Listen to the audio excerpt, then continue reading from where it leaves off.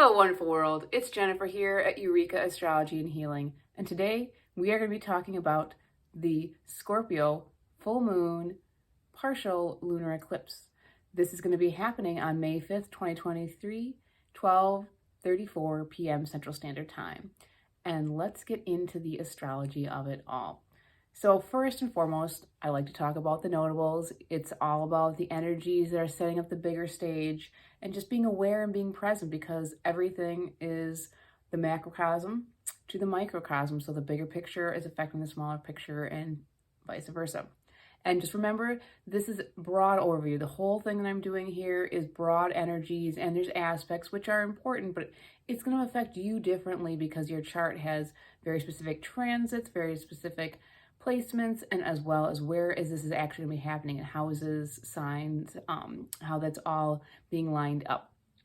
So if you would like a reading, check out my website, EurekaAstrologyandHealing.com, and you can book a astrology consultation with me if you'd like.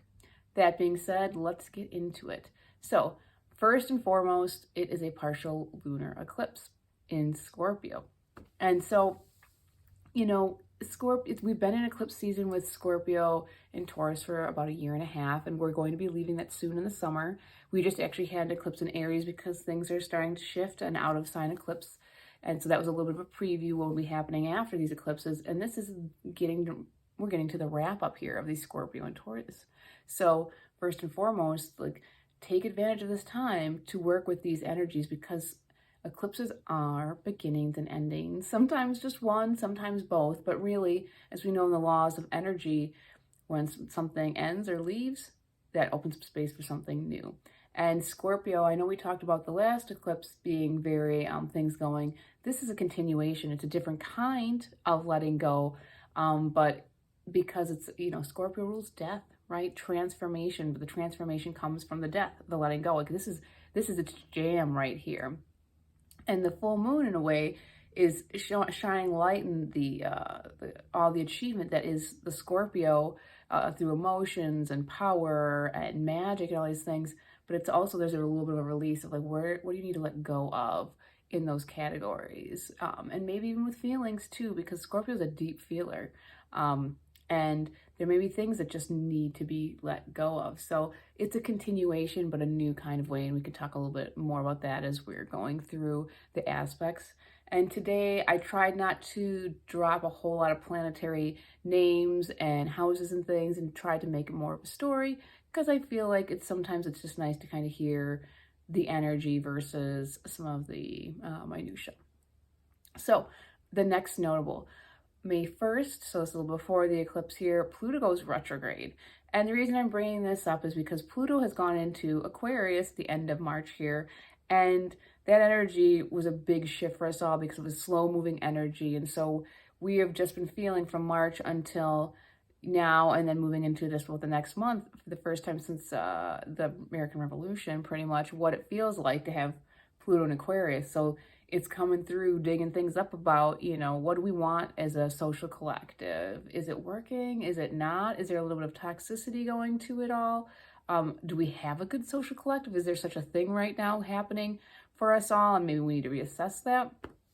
How are we being true to our authentic selves? And I think of the innovation part, the mad genius, the mad scientist creating things. What are we creating right now with our technology? What's going on with it? As we all know, AI, amongst many other things, is really, it's here, it's now, and it is taken off. And, if you've read science fiction, have we thought about this in a more humanitarian way, which is the positive side of Aquarius. The shadow part is just do it and then see what happens later. And, we need to think about what we're doing here so we don't just see what happens later. It's going to affect us. Mercury is also retrograde, so it's been retrograde for a little bit too. So just again, we are rethinking our resources and our values. This is a good time to really reassess it for yourself. Do I really value X, Y, Z? And what are my resources? And maybe you're going to even let something go. Taurus isn't always about letting things go, but maybe there's a new way of seeing things, understanding things, where it's I don't really need that. That's not that valuable and that necessary. So it's a good time to just reassess.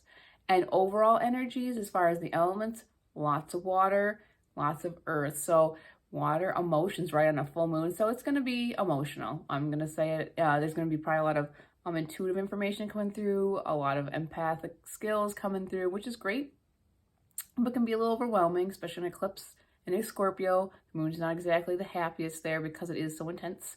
And then with the earth supporting it, like this can create a lot of growth and nourishment, which is super cool, super good, especially if you're letting something go in a way, like a good way to plant a seed to get it really going. But it can also be very muddy and mucky and murky, and some people might get stuck in the mud. So don't get stuck in the mud with your emotions. There's not a whole lot of air, not a whole lot of fire, so it's not drying things out, and there may not be as much action. It's more just like doing by not doing. So let's get into the story. I looked at it, I kind of gave the overall, and I think I've used this one before, but it's just works so well, and it's let it go to let it grow overall point period. But I was looking at the aspects, and I have another thing is where it's time to cut out attachments that drain you, right? And do you involve yourself in other people's affairs, especially like what's going on? Is it important to you, their lives? And maybe you're not invited into it, or you're just kind of being nosy. And I don't want to say nosy, but let's put it the Scorpio way, right? In the Scorpio moon, are you curious and want to get to the bottom of things like a detective, but it's really not your place? Stop. It's emotionally draining, and potentially it will be materialistically draining, like not materially draining, like your actual resources, your physical resources.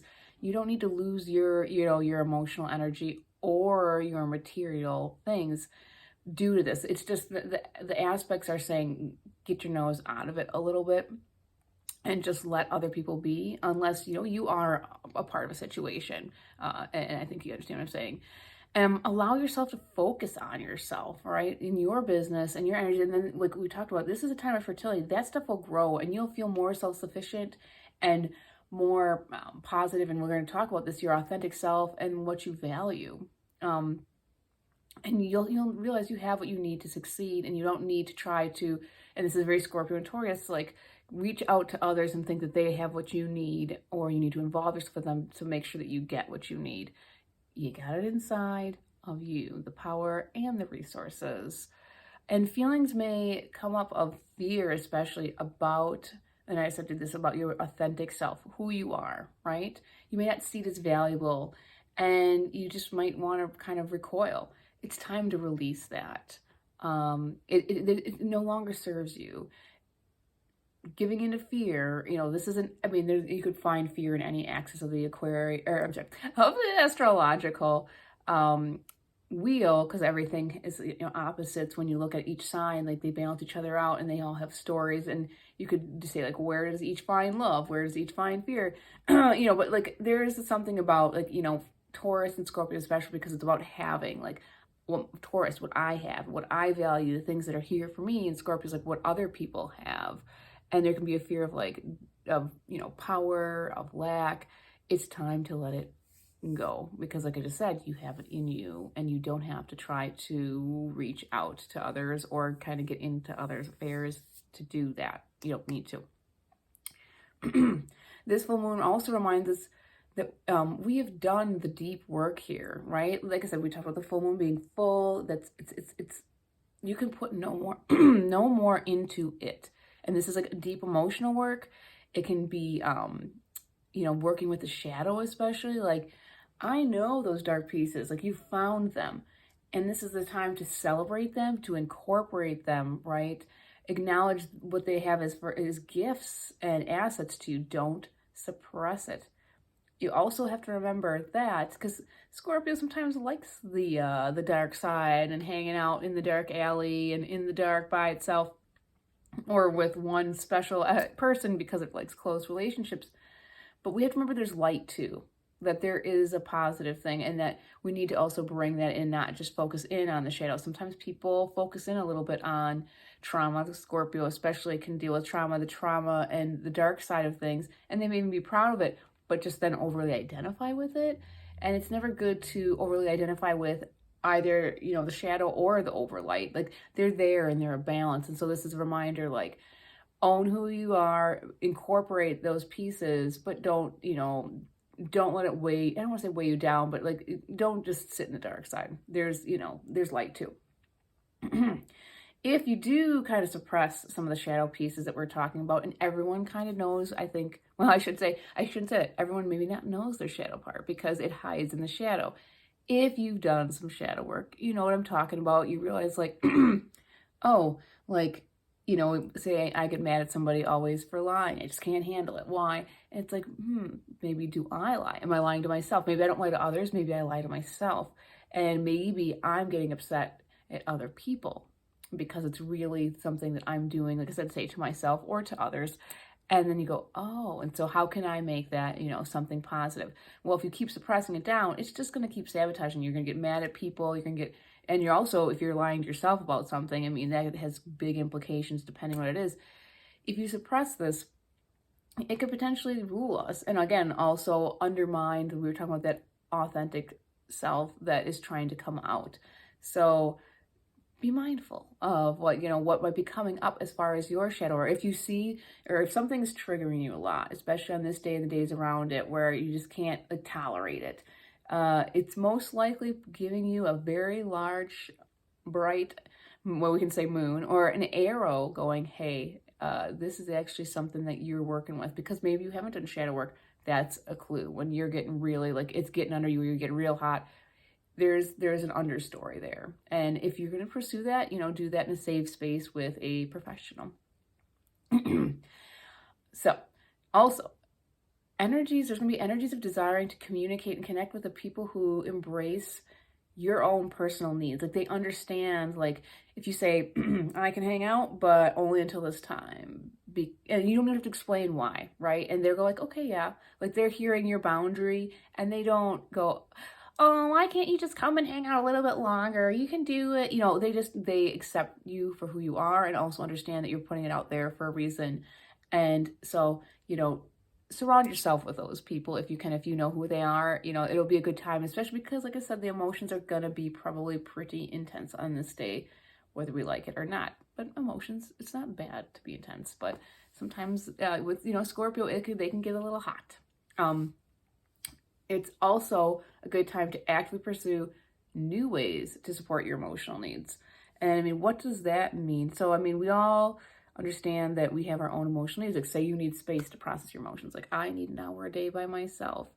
This is a time to explore something that you maybe have not thought of. And so just be open to maybe what arises. Maybe the universe itself will give you a clue on this day. But think outside the box. Because when you find the space that you need, this is just going to help support you, and also might help you find a little more about what is of true value to you. When you feel stable, especially emotionally stable, you can then look at the world from a way of like understanding that, maybe materials don't mean everything. Sometimes we feel like, oh, if I have enough money, I'm secure. And instead of like really like, maybe it's like if I have a loving partner or whatever. Actually, that's more security to somebody than money. And then the money or material can come after, because then you're like, oh, I don't actually need as much, but I have the energy I need and the support I need to like move forward, to grow into that area. So don't be deceived by material just as something that is the only thing that can be valuable. And, again, find those people who support you in a positive way. Then the planetary energies are also helping us cut out. So in our dreams, we all have these dreams, right? And dreams are still a really big theme because Neptune is in Pisces, but Saturn's there now. So I'm going to drop a few planets here. But in this moment, it's a great time to have the dream, but cut out the fluff. And it's like, well, what? Well, a fantasy is a fantasy and a dream's a dream, but it's like, they're there to be created. This is here for you to create. But sometimes we're talking about that subconscious and shadow and all these things. They create extra fluff around the core dream, and it makes it seem even more nebulous and impossible. So it's like, yeah, it's just going to sit there in the ether. This is a great time to let that fluff go. Saturn's there to help cut it out and be like, nope, we're going to get rid of the junk part of the dream, like whatever that means. Obviously we're speaking in all terms here, but cut out the junk. Look hard and long, and that dream is real and it's valid. Let's get some legs on this. Let's get some foundation on it. And it's going to help cut out some of those things that are just like extra and not going to really bring that dream to fruition, because the dream is a seed. It's just an idea. And like when things start growing, they can change beyond what the dream even is. Like when you think about a painting, like I'm an artist, I have an idea, and then the thing, when I actually finish the painting, it doesn't always look like what I thought it was going to do, or it's changed or morphed, but it's still cool. So go with it, but cut out the things you don't need, the colors or, the palette, whatever. It's going to grow, so cut it out. And with that, once more, let it go so you can grow, whatever that is. If it's a fear around material, or a fear around the shadow, or if you are afraid of expressing who you really are and thinking that will undermine you, how you get through this world. If you need to let go of emotions that aren't serving you, or if you're getting your nose into people's business, let it go, because there's things here to grow. With that, I'm Jennifer at Eureka Astrology and Healing. Ciao for now.